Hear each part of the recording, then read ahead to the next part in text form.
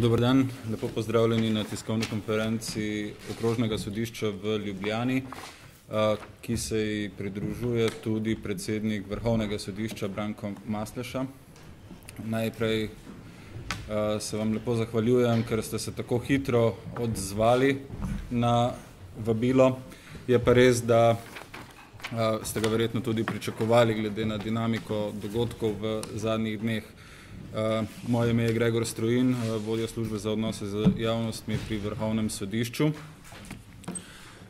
Na začetku bomo besedo dali predsedniku Okrožnega sodišča v Ljubljani, gospodu Antonu Panjanu, ki bo podal nekaj pojasnil v zvezi s postopkom Balkanski bojevnik, ki so, saj v zadnjih dneh so se pojavila nekatera vprašanja, ki jih je treba, na katera je treba določneje odgovoriti. Seveda pa se moramo zavedati, da gre za postopek, ki je trenutno še odprt. Odločba na prvostopenjski ravni še ni spisana. Ko bo spisana, bodo imele stranke tudi določen rok za pritožbo in v primeru pritožbe bo tudi višje sodišče še odločalo pred kakršnokoli pravnomočnostjo. Glede na to se do določenih vsebinskih segmentov odločbe ne da opredeljevati. Vseeno pa v zadnjih dneh so se v javnosti pojavila določena sklepanja oziroma napačne informacije, do katerih se pa lahko opredelimo. In glede na vse to uvodno povedano, bi besedo kar predal gospodu Panjanu in medtem bom kar sam predstavil vaše mikrofone, tako da vam ni treba skakati naprej. No, ali pa če pomagate.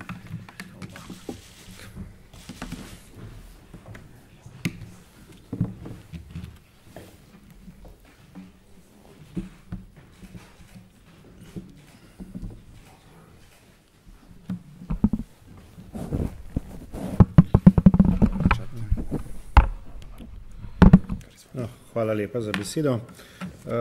Že glede na uvod gospoda Strojina in glede na omejitve, ki so nam dane, glede na fazo odprtega postopka, je jasno, da bom več ali manj v tej zadevi s svojim uvodom kratek. Bom pa na voljo seveda za potem kakšna vprašanja v tej zvezi. Pa tudi pri teh vprašanjih seveda ne bo šlo za kakršnokoli moje izmikanje, ampak kljub temu se vnaprej opravičujem, če na kakšno vprašanje ravno iz istega razloga ne bom mogel odgovoriti, bodisi iz razloga, ker ne bom smel, bodisi iz razloga, ker na vprašanje tudi ne bom vedel odgovoriti, glede na to, da pač vsebine spisa ne poznam. Včerajšnja odločitev oziroma razglasitev sodbe je seveda za naše sodišče na nek način pomenila olajšanje, ker je pač pomenilo zaključek prvostopenjskega sojenja, ki je bila tako z logističnega kot sicer z drugega razloga pomenila velik zalogaj za naše sodišče. Na drugi strani pa je pričakovano razglašeni izid sojenja pomenil različen odziv tako v javnosti kot pri udeležencih postopka. Glede na današnje zapise v medijih, pa tudi glede na odzive prej omenjenih udeležencev, bi lahko ocenil, da je morda celo skupni imenovalec odzivov v javnosti ali pa ocena, da gre v veliki meri za oceno, da je šlo za neučinkovito delo pravosodja. Tukaj je potrebno takoj, čeprav smo to že zelo velikokrat poudarjali, kdo predstavlja pravosodje oziroma kdo so udeleženci postopka, kar me je pri dosedanjih morda predstavitvah ali pa poročanjih velikokrat motilo, da se nekako ta ločnica med udeleženci kazenskega postopka nekako bolj ostro ne izpostavi, predvsem kaj je ključna vloga sodišča, kaj pa ostalih udeležencev. Rad bi z enim jasnim stavkom povedal naslednje. Naloga sodišča v tem in v drugih postopkih je bila, da razsodi, ne da obsodi. In učinkovitosti sodišča ali sodstva ni mogoče ocenjevati s tem, ali je nekoga obsodilo ali ne. In tudi delovanja pravne države, po moji oceni, se ne ocenjuje zgolj skozi izdajo obsodilne sodbe ali ne. Bolj se mi je zdelo, seveda, ampak kljub temu takšno reakcijo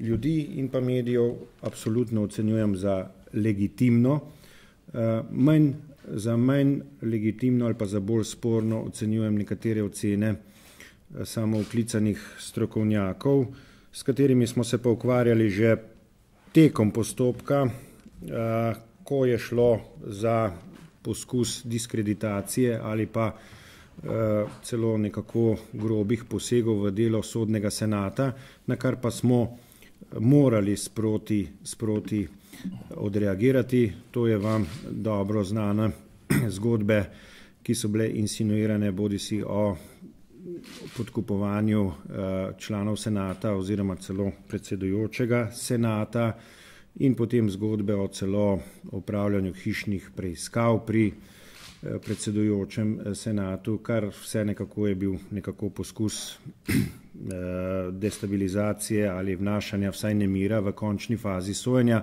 vendar kljub temu ni bilo tako, sodni senat je zadevo speljal do konca in v tudi nekako zastavljenih rokih.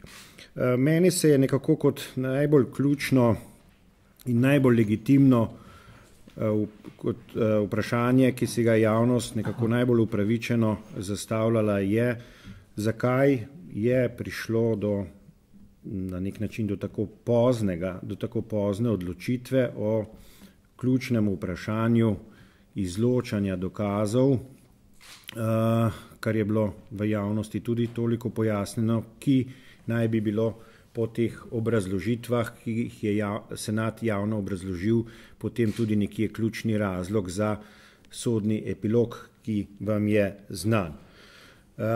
Vendar tudi to nekako ima logično obrazložitev. In sicer nekje v dveh segmentih.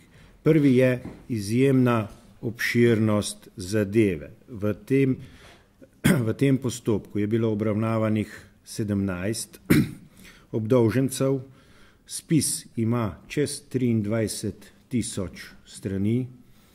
Vprašanje je, kdaj povprečen Slovenec prebere toliko strani v enem letu. Sodni senat je ves čas imel v razpravni dvorani na 82 obravnavah nasproti okrog 20 kvalificiranih, da ne bom rekel nasprotnikov, če skupaj vzamem obrambo in tožilstvo. Tako da to so bili povsem objektivni razlogi. Obdolženci so bili obdolženi za 39 kaznivih dejanj, tako da takšno zadevo sprocesuirati ob številnih ugovorih, tako obrambe kot tožilstva, je objektivno takšen postopek terjal absolutno neko dolžino, ne pa kratek postopek. Drugi element, ki pa je znatno podaljšal trajanje tega postopka, pa je bila v določenem ali pa kar daljšem obdobju nekooperativnost srbskega sodišča, kajti ključno dokumentacijo je sodni senat začel pridobivati oziroma zaprosil že novembra 2011. Odgovora najprej ni bilo, potem je sodni senat pridobitev te dokumentacije urgiral. Prvi odgovor je sodišče prejelo aprila 2012, ne pa tudi samo odgovor, ne pa tudi zahtevane dokumentacije.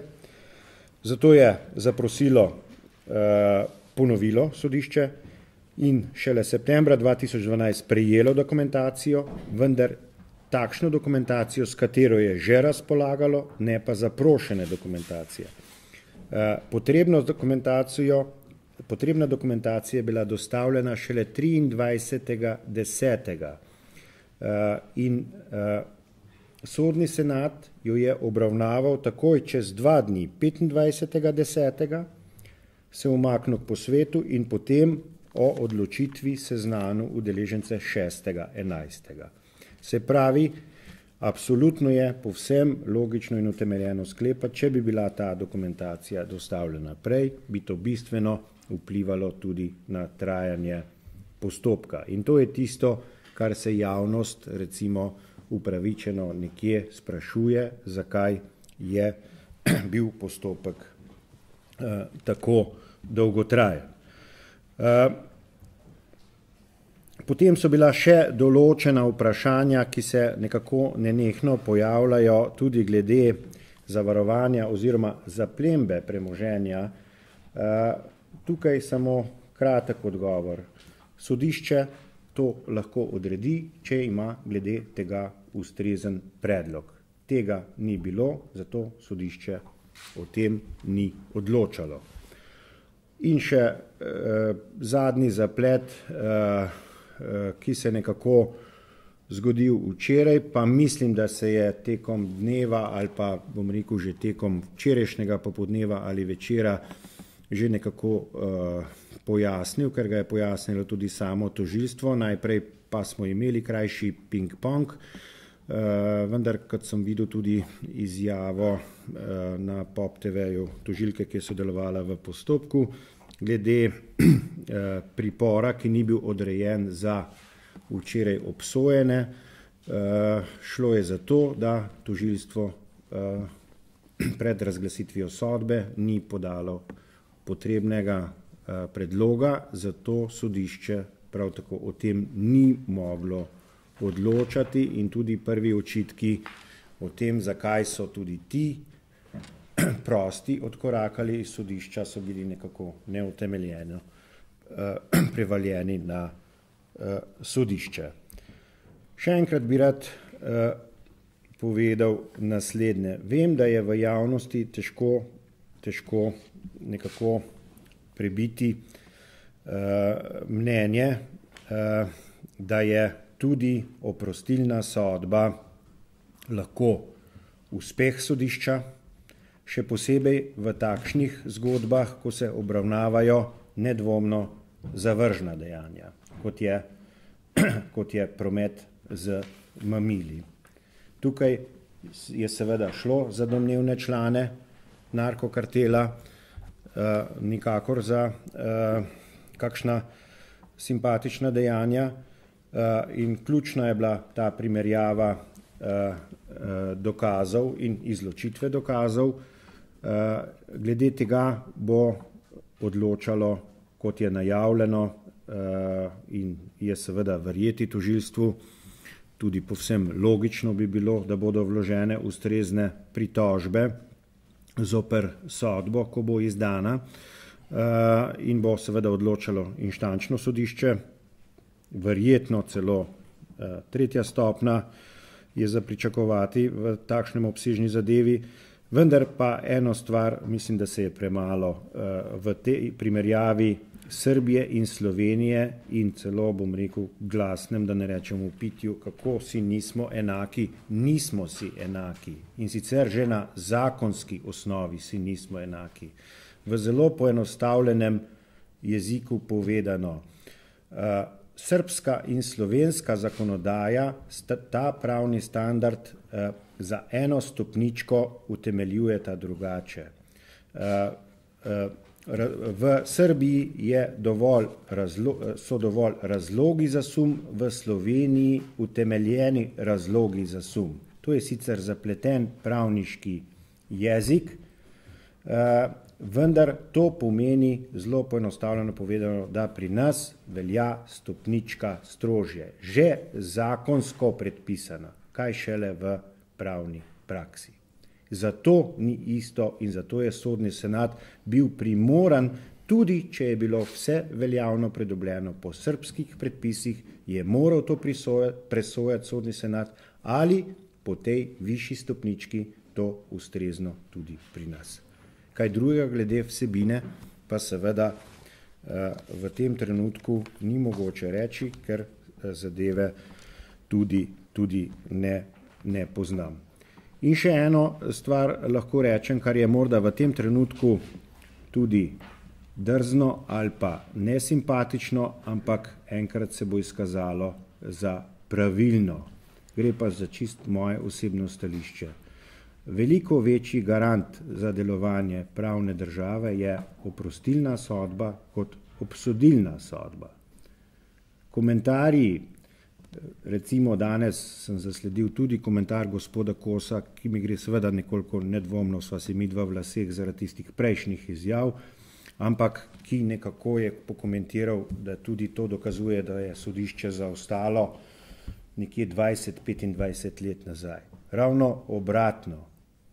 Pred 25 leti bi verjetno padla v takšni zadevi obsodilna sodba. Ti kriteriji so se ravno dvignili, ravno obratno, ne razume, ker pač nima izkušenj iz tega sojenja. On ima izkušnje iz sojenja nogometnih tekem, ne pa iz tega sojenja. To je toliko zahteven proces, da ne more kdorkoli komentirati. Seveda ima legitimno pravico, vendar je potrebno imeti tudi znanje. Ne odrekamo nikomor in kritike se ne branimo, ampak eno je kritika, drugo je kritizerstvo. Ne? Kot sem pa rekel že uvodoma, mi je pa povsem jasno in povsem legitimno in tudi povsem pričakovana mi je reakcija javnosti glede na to, kakšna dejanja so se obravnavala, da je javnost z izidom razočarana. To je pa za mene povsem pričakovana in tudi razumljiva reakcija, da smo si povsem na jasnem. Drugačna reakcija bi bila za mene presenečenje. Vendar, kljub temu je potrebno pa priznati, da je sodišče tokrat razsojalo mimo pritiska javnosti, ki se je vedlo, kaj pričakuje in kaj si želi. Zato, če nič drugega, je potrebno reči, da je glede same ocene, ali je bila odločitev povsem pravilna in zakonita, potrebno počakati na odločitev inštančnih sodišč, da je bila pa pogumna, je pa to več kot gotovo. Z moje strani toliko, hvala. Hvala lepa. Po menjavi mikrofonov predsednik Vrhovnega sodišča Branko Masleša. Hvala za pomoč.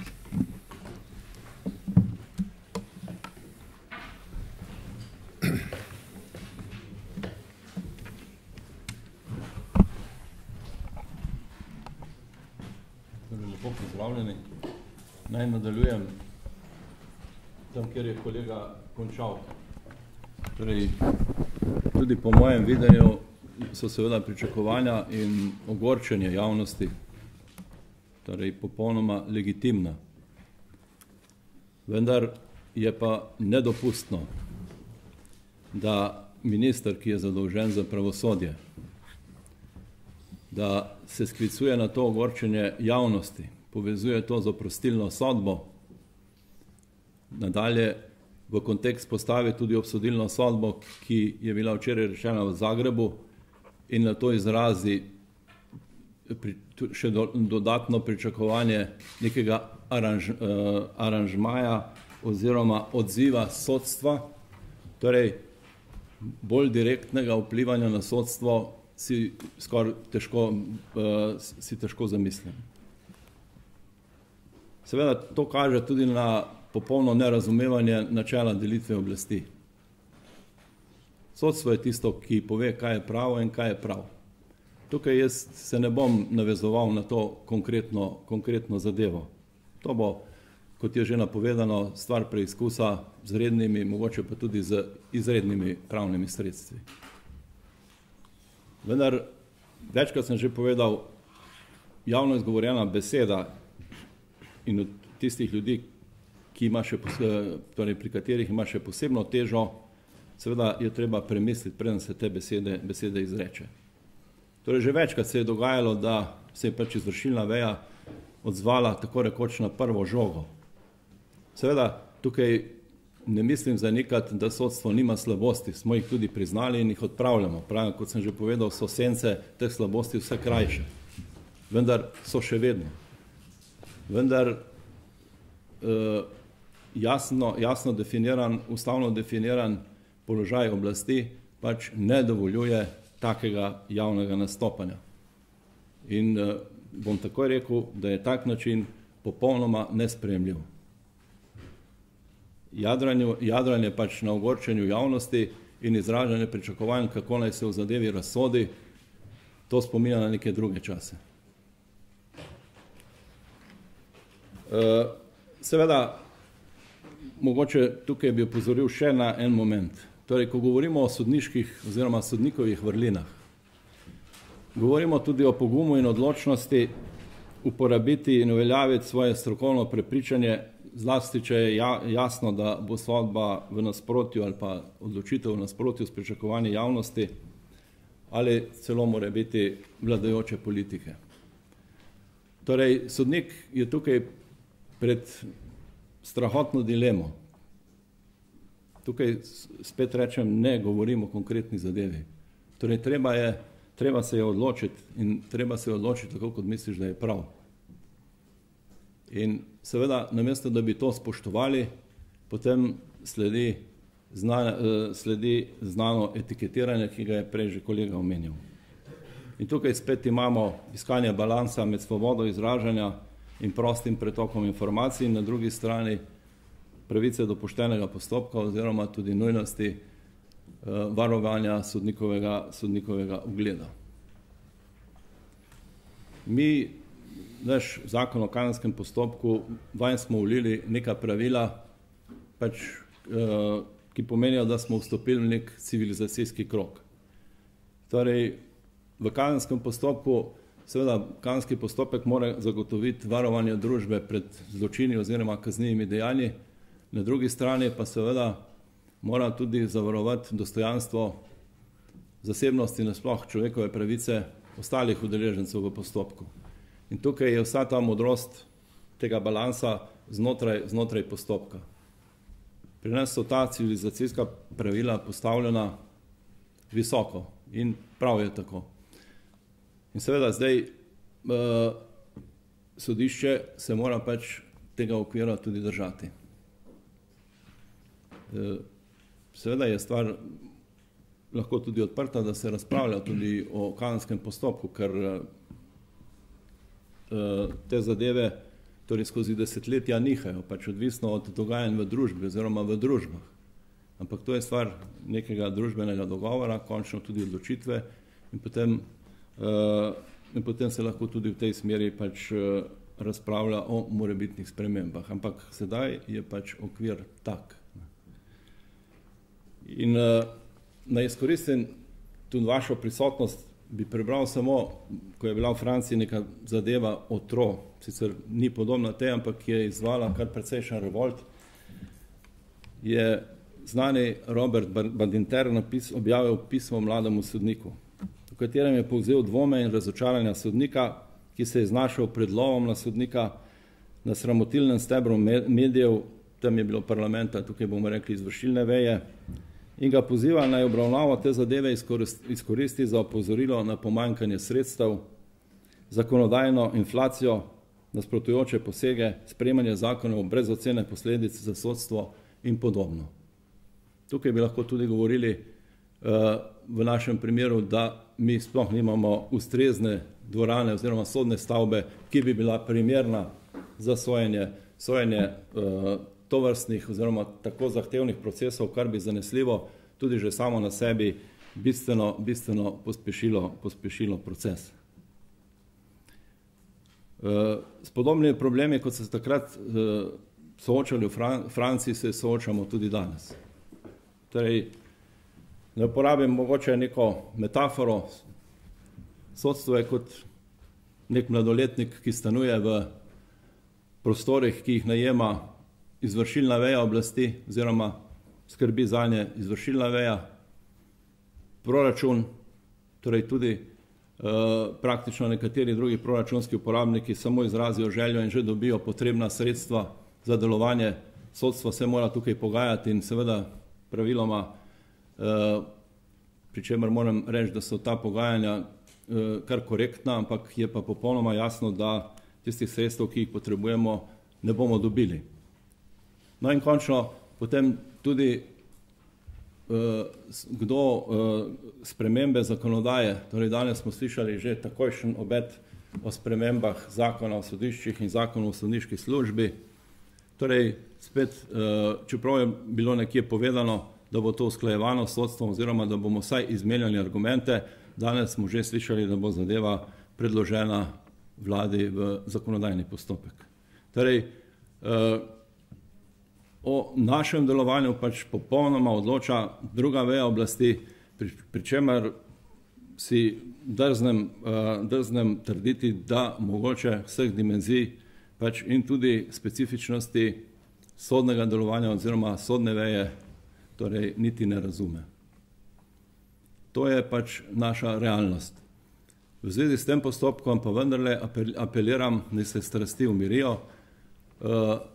Torej, pesek se bo posedel, izrisale se bodo konture, sodišče, če bodo pravna sredstva vložena, bo o tem odločalo višje sodišče, mora biti tudi vrhovno sodišče in potem bo na koncu o zadevi mogoče sprejeti, bomo mogoče lahko takrat dali eno dokončno oceno.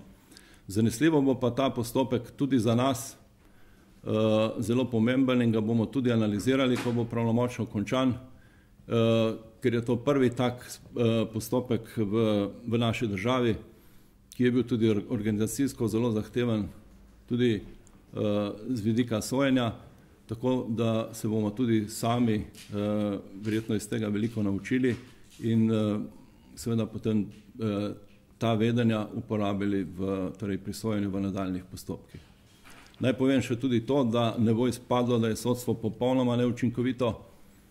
Pač mi smo na Vrhovnem sodišču smo v sodelovanju s prvostopenjskimi sodišči sprejeli en projekt za pospešitev kazenskih postopkov in seveda, če hočemo pošteno pogledati resnici v oči, če vidite, koliko zadev se razpisuje teh zelo zahtevnih, tudi v teh dneh in tudi torej, ko bodo pa naslednje obtožnice pravnomočne, bodo tudi te zadeve v 45 dneh razpisane, torej to je nek skrajni rok, ki smo ga določili. Torej, tisti, ki hoče pošteno pogledati, lahko vidi, da je sodstvo učinkovito in da pač te zadeve se odvijajo. Seveda, ne brez slabosti in pomanjkljivosti, ampak tako trditi, da je sodstvo neučinkovito, brez kakršnih koli omejitev, to moram še enkrat zavrniti, pa tudi, če bom potem deležen številnih očitkov, kot da živim, oziroma da nimam neke jasne predstave, v kateri družbi živim. Hvala lepa. Hvala. Bi predlagal, da najprej vprašanje, če so za gospoda Masleša, zato da bomo manj časa zgubljali z mikrofoni, pa še obveznosti ima gospod Masleša čez cirka 10 minut. Prosim.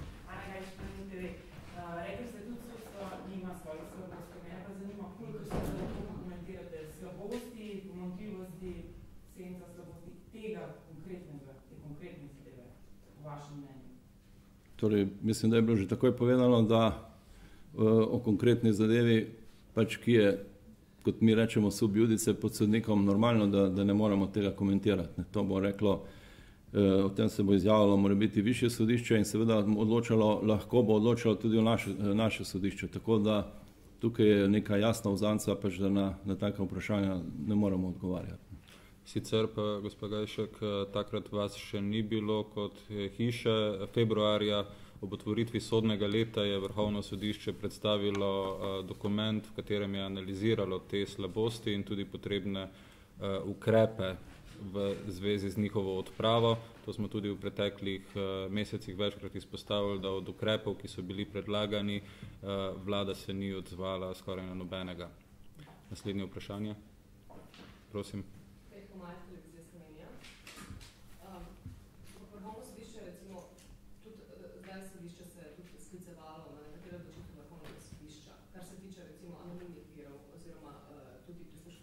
lahko poveste, kak je nasprotna praksa, torej sploh mogoče obsoditi na podlagi teh dveh zadev v Sloveniji kogarkoli.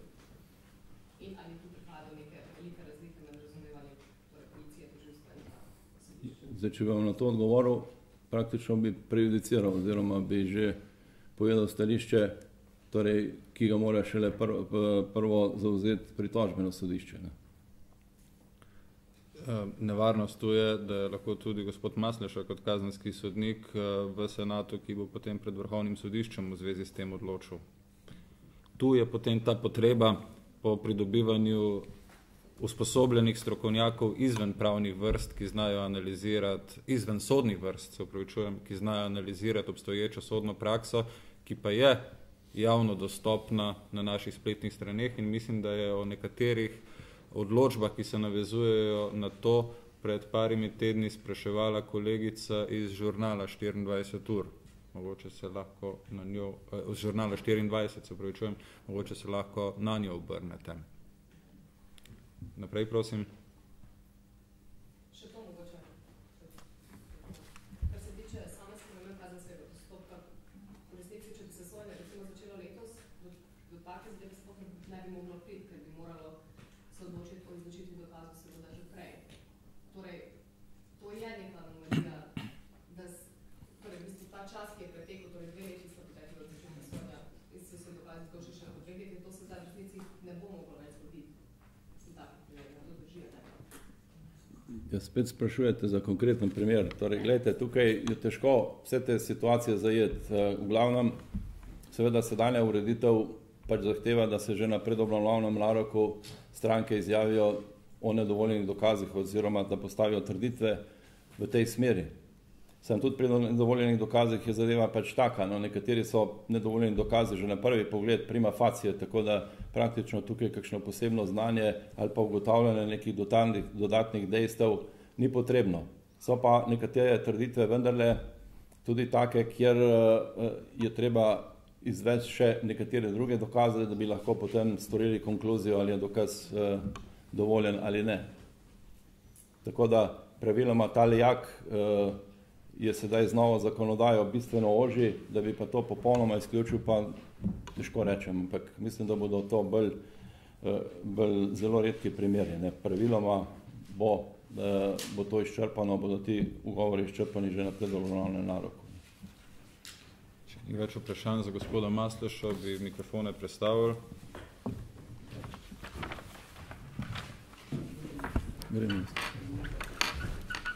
Hvala lepa. Ja.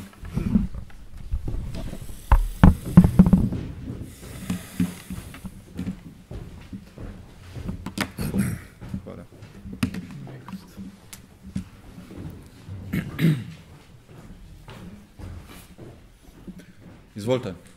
Imena Žist. Stopanja, ki ste že veliko pojasnili, glede teh izločenih dokazov, pa vendarle, to se pravi, zakaj so srbski dokazi šele v tej zadnji fazi nekako, lahko rečemo, leteli sodnega spisa, mislim, da ste to večkrat že dovolj pojasnili. Pa vendarle se pa pojavlja vprašanje, zakaj pa torej sodni senat ni prej odločal o slovenskih dokazih, na kar je obramba, na kar so odvetniki predvsem Tužiča opozarjali že dalj časa.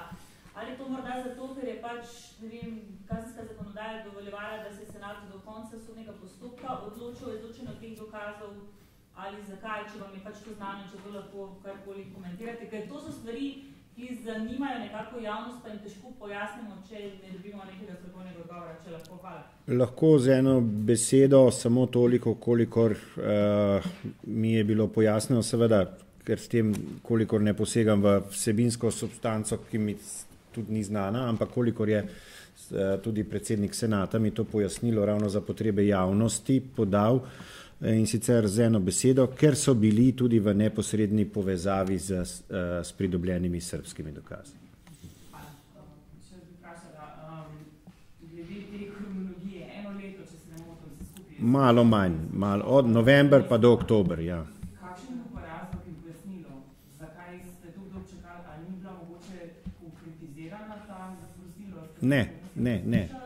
Ni bilo pravega, zaprosilo, potem pa ni bilo pravega opravičila ali razloga, ali da bi bilo neustrezno zaprosilo. Ne.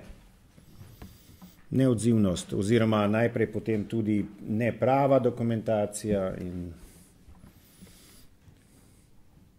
Izvolite. Ja. Smo že slišali torej ta argument, to, kar je kolegica spraševala, da so vezani na srbsko zakonodajo, ampak vem, da zdaj ga ni zelo konkretno zadevo, ampak kako je povezano to, na kak način je slovenska policija pridobila telefonsko številko Dragana Tošića povezano s pridobivanjem informacij v Srbiji? Ne vem in ne morem odgovoriti. To je zelo konkretno vezano tudi na izvajanje dokazov, tako da niti ne poznamo. Mogoče res ne. Splošen odgovor, ni nujno, da vsak predloži tudi tiste dokaze, ki so njemu v breme. Ampak to je moje neuradno stališče. Lahko naprej? Ja, kar ste govorili. Ne izmikam se, ampak res ne. Ja. Nazadnje ste proti gospodu Kosmu povedali tudi določene ukrepe, ste mogoče že v tej smeri? Takrat sem se na njegovo izjavo, ki me še zdaj neizmerno jezi, odzval sam brez posveta s člani senata, predvsem brez posveta s predsednikom senata, na katerega je to letelo, ravno zato, ker je bilo to v zaključni fazi. Potem sem se z njim na kratko posvetoval, vendar mi je pojasnil, da se v tej fazi ne želi s tem, da bo odmislil, ker se mora zbrati v tej konkretni zadevi. Odzvali so se potem celoten oddelek, ker jih je tudi razburilo, člane kolektiva. Tako da se bova pogovorila zdaj, ko je zadeva mimo. Jaz celo smatram, da se je sodnik odzval zelo zrelo in je rekel, da bo pač to dal miselno na stran, ker se mora skoncentrirati na zadevo in se bova o tej zadevi res pomenila, ker takšna javna, bom rekel, dokaj neposredna obdolžitev se mi pa zdi res huda. Poleg tega, da je bila tako huda, da smo jo dali tudi v preverko, takoj tudi kriminalistični policiji in da imamo že takojšen nazaj odziv, da niti najmanjšega indica, da bi bilo v tej smeri karkoli narobe. Niti najmanjšega indica.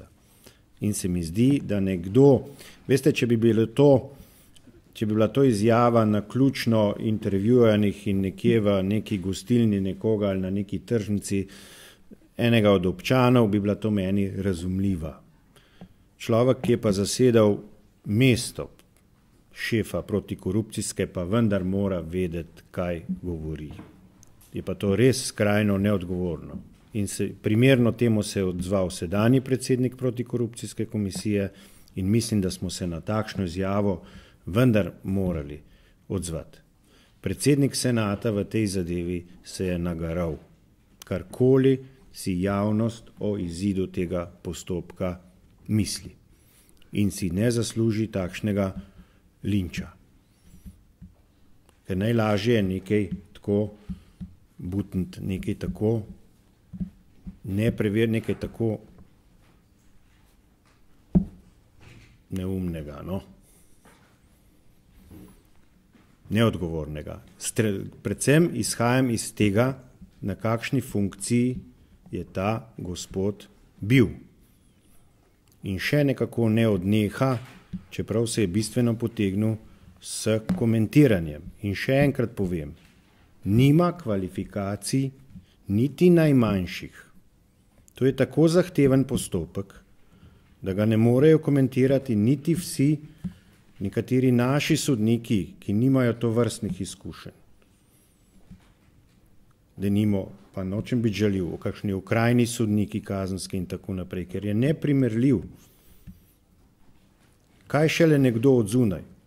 Kako naj nekdo komentira, ki ne pozna spisa, ki nima ustreznih, on že lahko ima kakšne izkušnje z delom v policiji, ampak to je nekaj drugega, sojenje je nekaj drugega.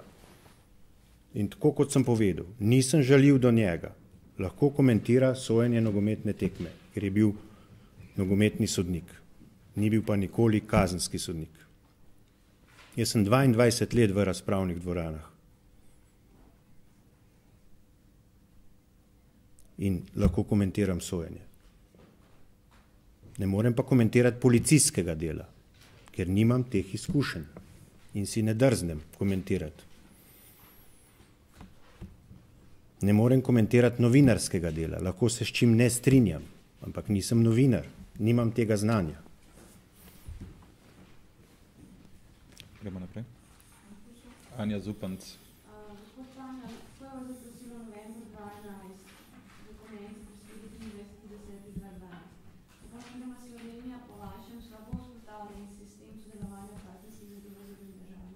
Je bil o tem minister obveščen, ker tega ministrstva vendarle lahko ne bi igrala neko svojo vlogo preko izvršilne oblasti v drugih državah? Zdaj ne gre samo za Srbijo, se gre konec koncev tudi za druge države. A mislite, glede na njegov današnji odziv?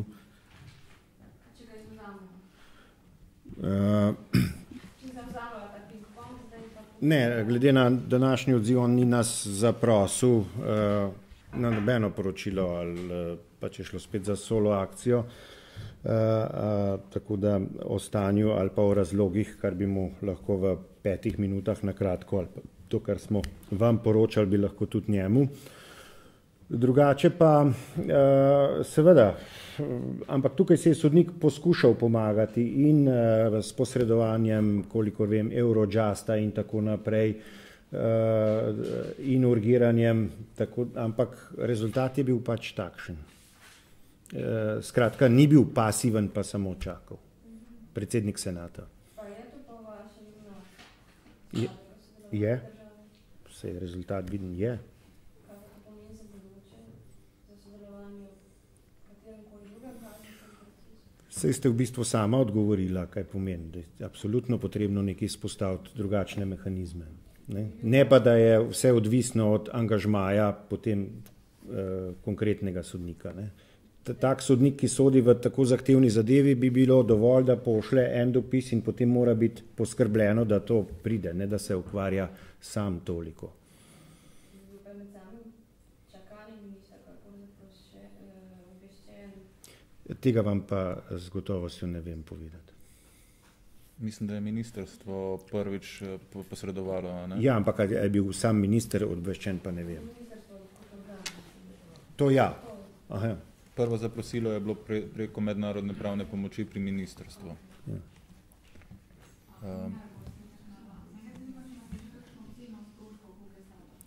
Ja. Samo za eno vam lahko. Okrog tega se pojavljajo res nekatere enormne številke. Včeraj sva bila s kolegico dr. Žistovo skupaj v oddaji, pa moram reči, da me tudi njen podatek razveselil, ker sem ga prej tudi neuradno slišal od policistov, pa je zelo bistveno nižji od tistih, ki so ga nekatere medijske hiše objavljale. In jaz sem ga slišal neuradno in se ga nisem upal uporabiti, zato sem bil vesel, ker ga je ona včeraj uporabila. Res. Ampak jaz vam lahko, ne vem, če lahko citiram, mislim, da je omenila okrog 160 000, kar se je nanašalo, ne vem, bo kolegica povedala, na... Vse, v bistvu od 10. maja, ko se začelo sojenje lani, to so vse ure, nadure, policijske prevozi, ne? Ja, kar je relativno nizek, ne pa, kar se je pojavljalo v nekaterih medijih tudi krepko čez 1 milijon in tako naprej, pa preračunavanje v šolske malice, kar jasno takoj razburi javnost. Jaz vam lahko posredujem, ker to so pa seveda podatki v kazenskem spisu in mi bomo za določene stvari seveda rabili, danes je prvi dan po končanju, določene stvari je jasno, da bo poteklo še kar nekaj dni, da bomo lahko določene podatke vam posredovali. Lahko vam pa posredujem samo podatek glede naših, tistih, kar smo v uradu našem, to je pa dodatni stroški iz našega internega varovanja, se pravi povečani stroški v tej zadevi. V začetku oktobra so bili okrog 63 000 evrov dodatnih stroškov varovanja za to zadevo, kar nam ta angažirana varnostna služba dodatno je dodatno zaračunala v tem obdobju. Mogoče še zadnji dve vprašanji, ampak je kdo, ki še ni vprašal, pa bi želel vprašati? No, sej ni ker problem. če ne, bi najprej dr. Žist, potem pa gospa Majer. Lahko še karkoli komentirate. Tožilstvo se pa pravzaprav nekako ne odzove niti v dneh pred izrekom sodbe, niti pravzaprav danes zadev nekako ne želijo komentirati, ne gospod Furlan, ne gospod Fišer, ne gospa Brezigarjeva. Lahko to kakorkoli komentirate, glede na to, da sodišče pa se vendarle na srečo je odzvalo, ne, kot bi se naj moralo, no? Jaz se bom tle vzdržal, ne, ker so le drugi udeleženci, tako da nočem nikakor, sploh pa, da bi kakorkoli si kazali s prstom eni na druge. Čeprav je pa res, da so bili pa dejavni za intervjuji pa tekom postopka, ne? Tako da mi pa ne. Ampak to je stvar njihove odločitve. Mi se odzivamo, kot veste, jaz nisem rad v medijih, sem pa veliko in to vedno takrat, ko smo močno napadani. Ampak moje stališče je takrat, da je pač treba glavo in hrbet nastaviti. Tudi danes in zdajle v teh dneh nas nič kaj s simpatijo ne gledajo, čeprav moram reči, da tokrat stopamo pred obličje javnosti dokaj s čisto vestjo, ampak čeprav vnaprej vem, da nič kaj ne bomo sprejeti simpatično. Sem pa prepričan, da bomo ta let nekako prebili. Tukaj je zdaj samo nerodnost, če lahko rečem ta, da je bila tematika oziroma dejanja, ki so se obravnavala, so brez dvoma skrajno zavržna, tako z vidika, bom rekel, družbe kot mene osebno. Ne? Ampak pravila so pa druga. Drugače pa mene osebno čist nič ne moti, če živim v družbi, ki ima to vrstno standarde postavljeno visoko. Čeprav so tokrat ta sad morda užili takšni, ki v družbi, po oceni družbe si tega niso zaslužili. Ampak, kot sem rekel že prej v uvodu, mi smo naprej vedeli, jaz nisem vedel, kakšen bo izid, če vam po pravici povem, sem čakal v pisarni za odprtim računalnikom in spremljal na prvem, kakšen bo. In vedel sem, da če bo takšen, da bo v prvih dneh padalo po nas. Ampak, ko sem nastopil to funkcijo, v prvih intervjujih, že takrat sem poskušal prebiti ta led in prepričevati, da je treba ljudi navaditi, da v kazenskih postopkih oprostilne sodbe ne pomenijo neuspeha sodišča. To je nek relikt preteklosti, ko se nas je hudo povezovalo, da smo podaljšek tožilstva. Nismo, to je stranka. To je stranka. Tako kot skrajno antipatičen obdolženec. Kolegica. Kar se tiče še včerajšnjih priporov, torej tožilstvo je priznalo, da je storilo napako, ampak je tudi danes trdilo, torej, da bo to odpravljeno, torej, da so dali prvo na sodišče in da zunaj obravnavni stranče se bo priča o tem odločala. Torej, obstaja možnost, da bodo obsojeni šli v pripor še pred izrekom pravnomočne sodbe. To napako je možno odpraviti oziroma pripor je možno uvesti ponovno s predlogom na zunaj obravnavni senat. Zdaj jaz ne vem, če je ta predlog vložen, če oni trdijo, da je vložen, potem je pač vložen in zunaj obravnavni senat mora odločiti v 48. Tako da se odloča o tem. Seveda pride pa do tega vakuma, a ne? Včeraj so bili prosti. A so še doma, ne vem. Zakon namreč daje možnost podaljšanja. Ja, ampak tukaj bi prišlo do, bom rekel, do ene konsistence naprej, do podaljšanja in tako naprej. Tukaj pa pride do tega manjšega vakuma, ne? Še zadnje vprašanje. Če ga ni, se vam najlepše zahvaljujem za obisk in ukolikor bodo še kakšna dodatna vprašanja, smo tako na okrožnem kot na Vrhovnem sodišču v okviru pristojnosti seveda pripravljeni odgovarjati na nje. Lepo vas pozdravljam. Hvala.